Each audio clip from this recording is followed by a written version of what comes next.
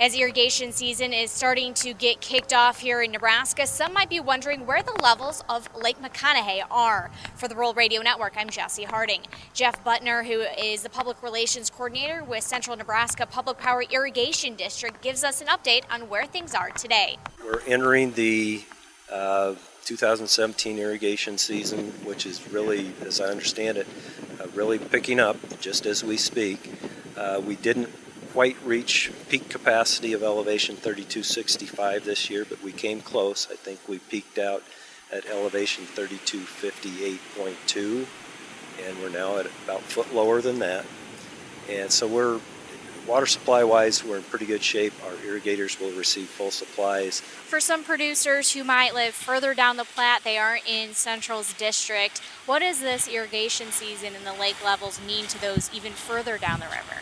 Well, good water supply is always important, not only from the irrigation standpoint, but the river itself helps to recharge the groundwater aquifer in certain parts of the state.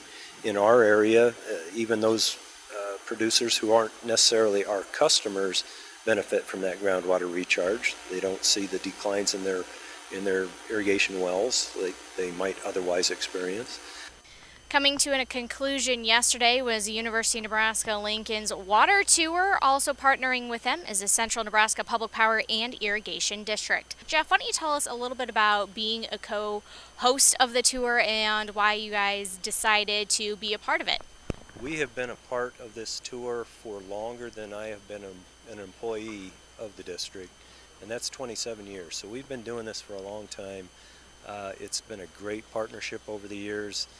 We've had various other sponsors and partners over the years, but the one constant has been the Water Center and Central, and it's just been one of those relationships that has worked out so well that we see no reason to ever bring it to an end. We'll just keep doing it. And with this year's tour, it really focused on your district, where the water goes, how it works for you guys. Why don't you tell us a little bit about how that does work when it comes into the district here at Lake McConaughy and then when it leaves your district?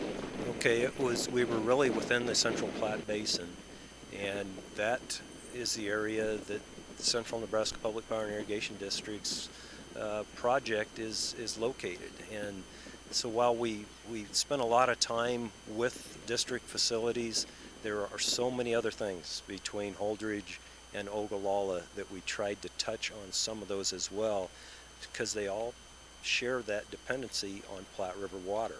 And so we've had University of Nebraska stuff, we've had NRD stuff, we've had vineyard stuff, we've had all kinds of different groups giving us presentations on the importance of water and how it's utilized in that Central Platte stretch.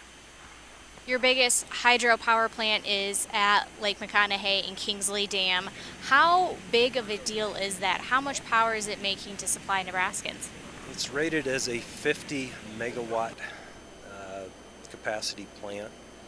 Typically we try to maintain it at something less than that. 43 would typically be the capacity, but it serves as a peaking plant mostly. Hydro plants, the nice thing about those is they can rise and fall in generation to match demands on the grid. Now, of course, all of our power is sold to the Nebraska Public Power District at wholesale, and then they take over delivery of it.